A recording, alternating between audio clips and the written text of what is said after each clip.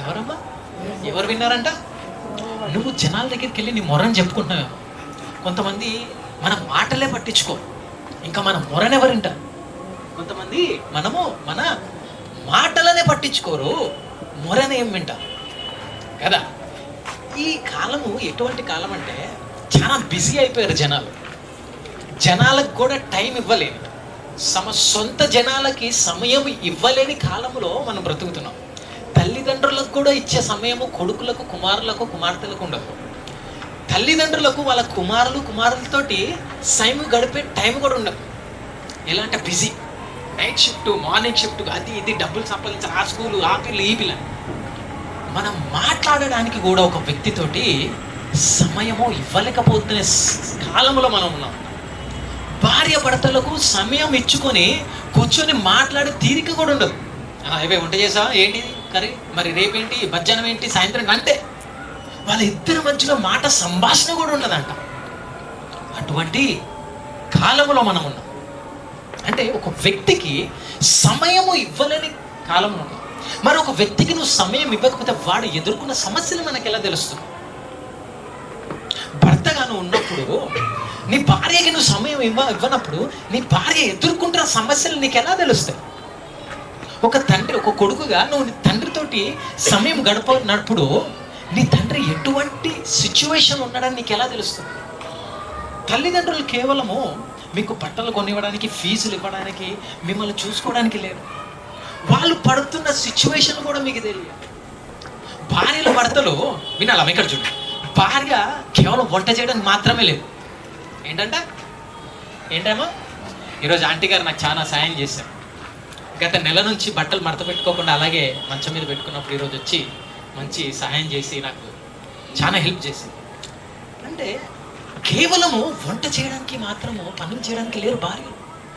వారు సమస్యలో ఉన్నారు. హల్లెలూయా. వారు ఎటువంటి సమస్యలు ఉన్నారంటే నువ్వు వాళ్ళతోటి సమయం గడిపినప్పుడే కదా నీకు తెలిసేది. సో కుమారులుగా నువ్వు నీ తల్లితో సమయం గడుపుతున్నావా? భర్తగా నీ భార్యతో నువ్వు సమయం గడుపుతున్నావు. వారి మొరను నువ్వు వినాలి. మొరను నీ భార్య మొరను నువ్వు వినాలి. నీ భర్త మొరను నువ్వు కూర్చొని వినాలి. ఈ కాలం ఎటువంటి కాలం అయిపోయిందంటే తీరికలు లేవు. ఎవరికి తీరికలు లేవు. కానీ నా దేవుడు, హల్లెలూయా, నా దేవుడు నేను ఎలుగెత్తి మొరపెట్టినప్పుడు ఏం చేశాడంట? నా మొరను విన్నాడు. దేవుడు చూడడమే కాదు, నా మొరను ఆలకించా. నువ్వు పెట్టే ప్రతి మొర, నువ్వు ఏడ్చే ప్రతి కన్నీరు దేవుడు వింటున్నాడు. ఎవరు వింటున్నారమ్మా? కాబట్టి నీవు ఉత్సాహపడుకో. నువ్వు ప్రతి బాధను నువ్వు మొర పెట్టుకుంటున్నావు కదా, అది దేవుడు వింటున్నాడు. ఖచ్చితంగా నీకు జవాబు దయచేసి. చూడడము, మొర వినడమే కదా. ఆయన ఏం చేశాడంట? వారిని విడిపించుటకు దిగి వచ్చాడంట. ఏముందమ్మా ఇక్కడ ఈ వచనంలో? 8వ వచనం ఒకసారి చదవండి అమ్మ, గట్టిగా చదువు. కాబట్టి ఐగుప్తుల చేతి నుండి వారిని విడిపించుటకును ఆ దేశంలో నుండి, అవును అవును, అనగా కనానీయులకు,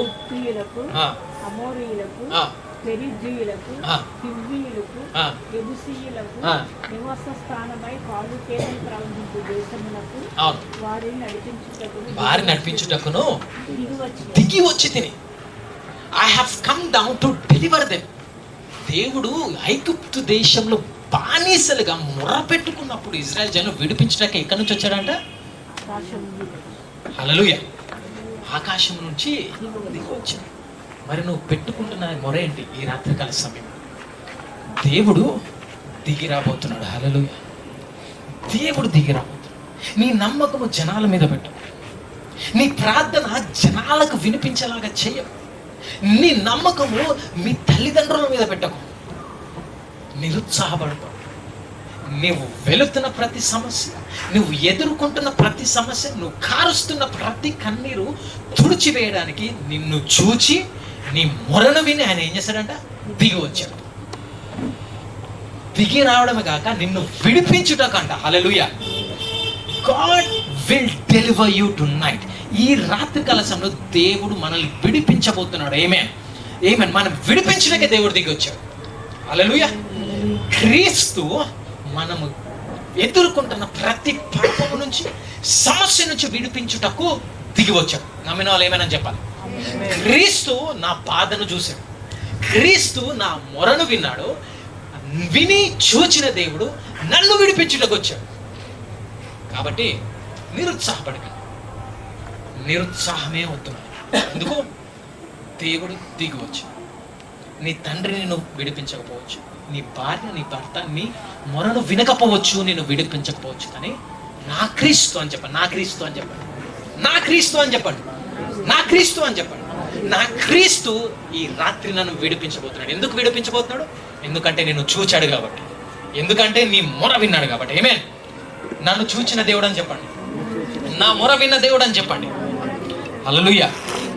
కాబట్టి నన్ను అందరు ఇక్కడ చూడాలి, నా శ్రమ నుంచి విడిపించాడు దిగి వచ్చి. మరి క్రీస్తు కూడా నా జీవితాన్ని అలాగే చేశాడు. మొదటి కొలసీలు రాసిన పత్రిక 1వ అధ్యాయం 13-14. కొలసీలు, మొదటి కొలసీలు, కొలాసియన్స్, ఫస్ట్ కొలాసియన్స్ చాప్టర్ 1 verse 13 and 14.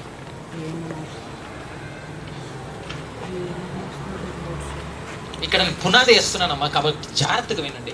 మనం ఒక దగ్గరికి వెళ్ళబోతున్నాం కాబట్టి ఇది జాగ్రత్తగా గమనించాలి. మొదటి కొలస్సీలకు రాసిన పత్రిక 1వ అధ్యాయము 13-14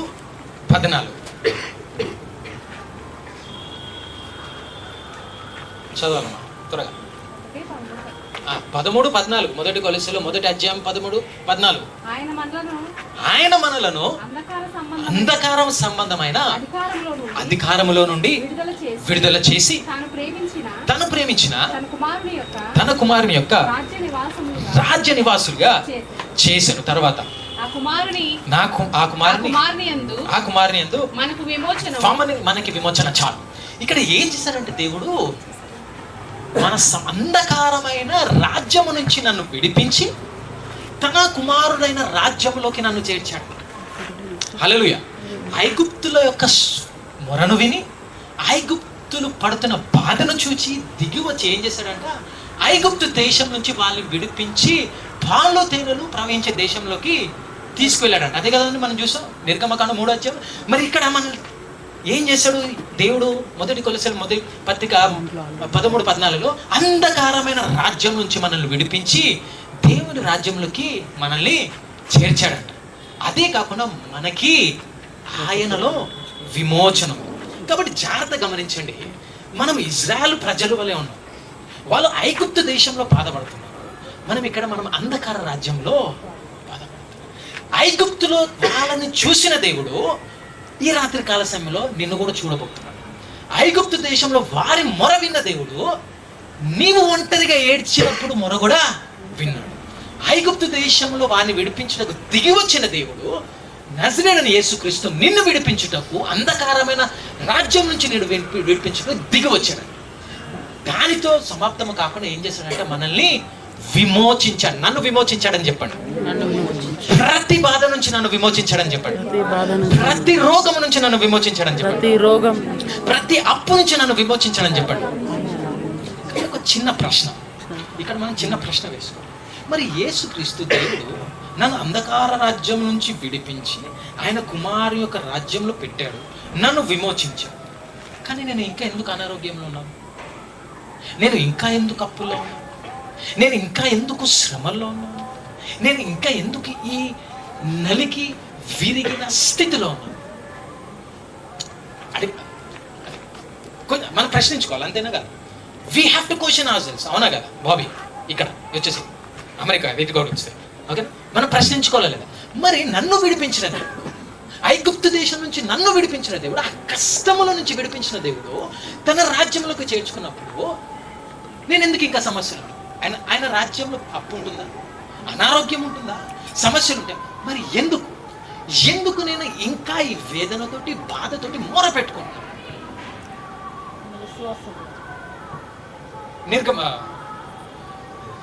డిటార్నమీ ద్వితీయోపదేశకాండము 7 అధ్యాయం ఇక్కడ మనం చదువు. ఇక్కడ నేను పునాది వేస్తున్నానమ్మా, కాబట్టి జాగ్రత్తగా నన్ను వెంబడించండి. నేను ఒక ప్రాంతానికి మిమ్మల్ని తీసుకెళ్తాను, కాబట్టి నాతోటే ఉండండి, జాగ్రత్తగా గమనించండి. 7వ అధ్యాయము 7వ అధ్యాయము మొదటి 5 వచనం చదువు, గట్టి చదవను. నీవు స్వాధీనపరచుకొనబోవు అవును దేశంలోనికి అవును నీ దేవుడైన యెహోవా అవును నిన్ను చేర్చి బహుజనములను ఉమ్. అనగా ఉమ్. సంఖ్యకును బలమునకును అవును నిన్ను నిలిచిన హిత్తీలు, అవును గిర్గాషీయులను, అవును అమోరీయులను, ఉమ్. కానానీయులను, ఉమ్. పెరిజీయులను, ఉమ్. హివ్వీయులను, ఉమ్. యెబూసీయులను ఉమ్. 7 జనములను అవును నీ ఎదుట నుండి ఆ. వెళ్ళగొట్టిన తర్వాత ఆ. నీ దేవుడైన యెహోవా ఆ. వారిని నీకు అప్పగించినప్పుడు అవును నీవు వారిని అవును హతము చేయవలెను. ప్రస్తుతానికి అక్కడ వచ్చాను. ఇక్కడ ఏం జరుగుతుంది సన్నివేశము? నిర్గమ కాండంలో మనం ఏం చూసాము? దేవుడు వాళ్ళని విని చూసి విడిపించడానికి వచ్చి వాళ్ళు తేనెలో ప్రవహించే దేశం యుద్ధకు నడిపించడానికి వచ్చాడు. ఇక్కడ ఏం చెప్తున్నారు? ప్రభు అయిన యేసుక్రీస్తు మనం యెహోవా దేవుడు ఏం చెప్తున్నారంటే 7వ అధ్యాయం మొదటి వచనం చూస్తే, when the Lord your God brings you into the land nations before you which you go to possess. మొదటి వచనం ఒకసారి చదవండి అక్క. నీవు స్వాధీనపరచుకొనబోవు దేశములోనికి నీ దేవుడైన యెహోవా నిన్ను చేర్చి. ఇక్కడ ఏం చెప్తున్నారు దేవుడు అంటే, వాళ్ళని నడిపిస్తున్నాడు ఇజ్రాయెల్ జనం. నీవు స్వాధీనపరచుకునే దేశంలోకి నిన్ను నడిపించినప్పుడు అంటే ఇక్కడ మనం జాగ్రత్తగా గమనించాల్సింది ఏంటంటే, God hath already given you the land to possess. అంటే దేవుడు మనకి ముందుగానే మనకి అవసరతలు ఏమున్నాయో అవి ఇచ్చి వేశాడంట. ఏంటంటే ఇజ్రాయెల్ జనాలకు స్వాధీనపరచుటకు దేశాన్ని ఎలాగైతే ఇచ్చాడో, వాగ్దానం చేశాడో, అదే రీతిగా దేవుడు మనకి కూడా స్వాధీనపరచుటకు ఒక దేశాన్ని ఇచ్చి వేశాడు. అది గమనించాడు. ఇయ్యబోతున్నాడు కదా, ఇచ్చి వేశాడు. కాకపోతే నేను అది స్వాధీనపరచుకోవాలంటే, నా దేశమును నేను స్వాధీనపరచుకోవాలంటే నా యొక్క శాంతిని, నా యొక్క సమాధానాన్ని, నా యొక్క అభివృద్ధిని, నా యొక్క అనారోగ్యం నేను స్వాధీనపరచుకోవాలంటే ఒక కీ ఉంది. కీ అంటే ఒక తాళం ఇచ్చింది. అది దేవుడు చెప్తున్నాడు. ఏంటో ఒకసారి చూద్దాం.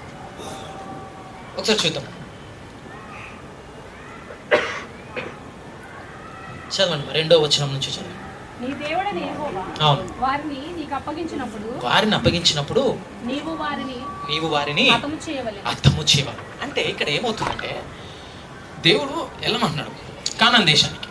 నేను నీకు ఇచ్చాను కానాన్ దేశము, వెళ్ళి స్వాధీనపరచుకో. కానీ ఆ కానాన్ దేశంలో కొంతమంది జనాలు ఉన్నారు. ఎవరంటే హిటైట్స్, కెనైట్స్, జెబుసైట్స్, గిర్గషైట్స్, పెరిసైట్స్, ఐట్స్. ఒక 7 బహుజనాలు ఉంటాయి. గ్రేటర్ అండ్ మైటీ అని ఉంటుంది బైబిల్లో. ఏమని ఉంటుంది? Greater and mighty. చాలా బాహుజనులు అనమాట. వాళ్ళు చాలా బాహుబలం కలిగిన వాళ్ళు ఆల్రెడీ స్వాధీనపరచుకొని ఆ కానాన్ దేశం ఉన్నారు. అయితే దేవుడు ఏమంటున్నాడు? నువ్వు వెళ్ళి స్వాధీనపరచుకున్నప్పుడు ఆ దేశాన్ని వాళ్ళని హతము చెయ్యి. ఏమంటున్నాడు? వాళ్ళని నువ్వు హతము చేస్తే తప్ప నీవు వారిని స్వాధీనపరచుకోలేవట. అదే చెప్తున్నాడు. అమ్మ ఏం చేయమంటున్నాడు దేవుడు? వారిని హతము చేయవలెను. ఇది తాళము చెయ్యి. నీ యొక్క దేవుడు నీకు ప్రమాణం చేసిన వాగ్దానము నువ్వు స్వాధీనపరచుకోవాలంటే, నీ వాగ్దాన దేశములో నివసిస్తున్న ఆ హిత్తీయులను, ఆ జెబుసైట్స్ని, ఆ 7 దేశాలను మీరు హతము చేయాలి. అంటే నేను ఇప్పుడు కత్తి తీసుకొని వెళ్ళి వాళ్ళని చంపేయాలి? ఏం చేయాలి? దేవుడు ఏం చెప్తున్నాడు? అప్పుడు ఆ కాలంలో ఉన్నప్పుడు వాళ్ళు యుద్ధము చేసి వాళ్ళని హతము చేయాలి. కానీ ఇప్పుడు మనం ఏం చేయాలి? నా వాగ్దానం నేను స్వాధీనపరచుకుంటున్నాను అని ఎందుకు వారిని హతం చేయమంటున్నాడు దేవుడు? మొట్టమొదటిగా వాళ్ళు మనుషులే కదా. వాళ్ళకి ఎప్పటి నుంచో తరతరాలుగా ఉన్నారు. హిత్తీయులు, అమోరీయులు ఎవరు? నోవా తరము, హాము సంతానము వాళ్ళందరూ. అవునా? హాము నుంచి వచ్చిన సంతానం వాళ్ళందరూ. వాళ్ళు ఆల్రెడీ ఉన్నప్పుడు దేవుడు మరి వాళ్ళు ఎందుకు హతము చేసి స్వాధీనపరచుకుంటున్నాడు? ఇక్కడ ఒకసారి మన బైబిల్ గ్రంథము ఆదికాండం 15వ అధ్యాయము 16 వచ్చిన ఒకసారి చెప్పండి. ఆదికాండము 15. అమోరీయుల అక్రమము ఇంకను సంపూర్ణము కాలేదు కనుక మరలా వచ్చేదరని ఇక్కడ మనము గమనించాల్సింది అంటే అమోరీయుల ఇనిక్విటీ. ఇంగ్లీష్ ఇనిక్విటీ అంటాము. అమోరీయుల తెలుగులో ఏముందమ్మా? అమోరీయుల అక్రమం ఇంకా సమాప్తం. అక్రమకారులు అంట వాళ్ళు. ఏంటంటే వాళ్ళు అమోరీయులు ఎవరంట? ఇక్కడ చూడండి మా ద్వితీయోపదేశకాండం 7:5 చూడండి. ద్వితీయోపదేశకాండం 7:5 చూస్తే ఇంకా క్లియర్గా ఉంటుంది. ఎందుకు వాళ్ళని హతము చేయమన్నాడు దేవుడు మనం క్లియర్గా గమనించవచ్చు. ద్వితీయోపదేశకాండం 7:5 త్వరగా. మనము ఈ పునాదికే ఇంతసేపు చేయకూడదు.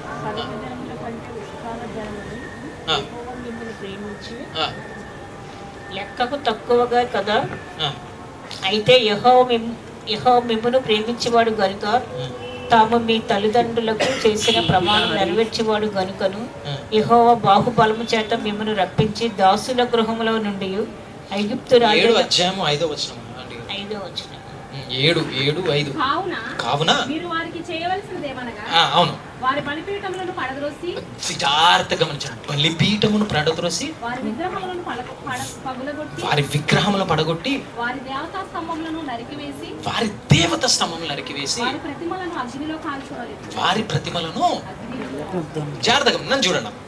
ఈ అమోరీయులు ఈ 7 దేశస్తులు ఏం చేస్తున్నారంట? అది దేవుడిని మరిచి ఏం చేస్తున్నారంట? వారు స్తంభములు కట్టి ఇంకేం చేశారమ్మా? స్తంభములు, వుడెన్ ఇమేజెస్, కార్వుడ్ ఇమేజెస్, బలిపీఠములు కట్టి దేవుడిని మరిచి వేరే వాటికి పరిగెట్టడం ఆరంభించారంట. దేవుడు వారికి 400 సంవత్సరాలు అవకాశం ఇచ్చాడు మారు మనసు పొందడానికి. అందుకే ఆదికాండం నేను ఎందుకు చూపించానంటే, ఇంకా అక్రమము పూర్తి కాలేదని దేవుడు ఎందుకు అన్నాడు? దేవుడు ఇచ్చాడు సమయం, ఇప్పటికైనా మారుతారులే. ఇజ్రాయెల్ జనాలు 400 సంవత్సరాలు ఉన్నంత కాలము వీళ్ళు అదే రీతిగా పాపం చేయడం మొదలుపెట్టారు. అదే రీతిగా దేవుడు ఓపికగా 400 సంవత్సరాలు వెయిట్ చేశారు. అయినా ఫలితం లేకపోయింది. చివరిగా ఎంత పనికి వీళ్ళు దిగజారంటే, ద్వితీయోపదేశకాండం 12:30-31 చదవండి. ద్వితీయోపదేశకాండము 12:30-31. వారి దేవతలను ఈ జనములు తమ దేవతలను కొలిచినట్లు నేను చేసేదనని అనుకోనకుండా జాగ్రత్తగా ఉండవాలి. తమ దేవతలకు వారు చేసినట్లు, ఇది జాగ్రత్తగా గమనించండి, వారి దేవతలు వాళ్ళు చేసినట్లు నీవు నీ దేవుడైన యెహోవాను చేయవలెను. ఏం చేశారంట వాళ్ళు? చదవను. ఏలయనగా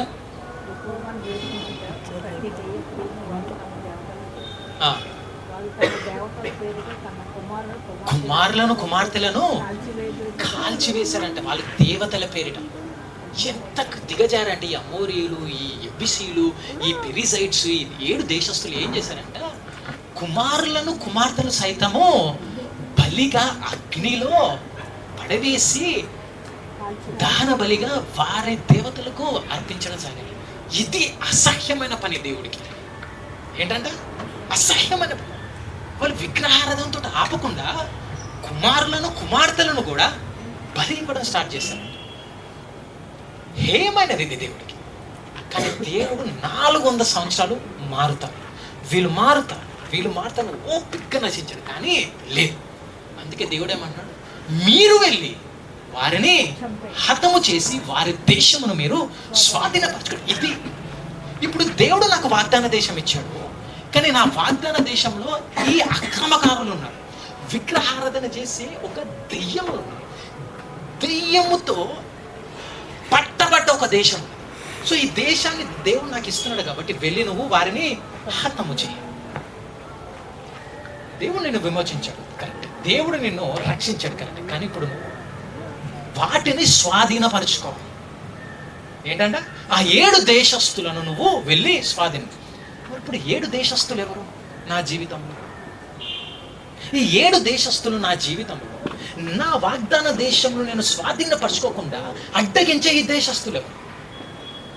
ఇజ్రాయెల్ జనాలను స్వాధీనపరచుకోకుండా అడ్డగించినారు ఈ 7 దేశస్తులు. అదే విధంగా దేవుడు నన్ను అంధకార రాజ్యం నుంచి ఆయన కుమారుడి యొక్క యేసుక్రీస్తు రాజ్యం తీర్చాడు. కానీ నేను అదే స్థితిలో, అదే మరణములు, అదే అనారోగ్యంతో ఉన్నాను. కాబట్టి 7 దేశస్తులు దేవుడు వాగ్దానాన్ని నేను అనుభవించకుండా ఆపుతున్న 7 దేశస్తులు ఎవరు? మొట్టమొదటిగా మీరు గుర్తుపెట్టుకోవాల్సింది ఏంటంటే, మీరు అభివృద్ధి చెందాలి, అది మీ రైట్. ఏంటంట? హక్కు. ఏంటంట? మీరు ఆర్థికంగా ఉన్నత స్థితిలో ఉండాలి, అది హక్కు. ఎవ్వరు వచ్చి పరలోకం నుంచి దేవుడితో కూడా వచ్చి మీరు ధనవంతులైతే పరలోకంలోకి వెళ్ళరు అని చెప్పినా మీరు నమ్మకూడదు. ఈ దేవుడు ప్రపంచాన్ని చేసిన దేవుడు. నువ్వు పేదరికంలో ఉంటే సంతోషిస్తాడా? ఈ దేవుడు సృష్టికి కర్త. నువ్వు పేదరికంలో ఉంటే ఆనందిస్తాడా? ఎవ్వరు చెప్పినా నమ్మకూడదు. దేవుని వాక్యమును మాత్రమే. హల్లెలూయా. నీవు అనారోగ్యంతో ఉంటే దేవుడు సంతోషించాడు. లేదండి, దేవుడు నాకు అనారోగ్యం ఇచ్చాడు, ఎందుకంటే దేవుడు నాకు ఏదో నేర్పించాలనుకుంటున్నాడు. నీకు నేర్పించాలంటే దేవుడు వాక్యం ఇచ్చాడు, అనారోగ్యం ఇవ్వడు. అనారోగ్యముతో నువ్వు ఉండకూడదు. అది దేవుని చిత్తము కాదు. దేవుని రాజ్యంలో అనారోగ్యమే ఉండదు. దేవుని రాజ్యంలో పేదరికం ఉండదు.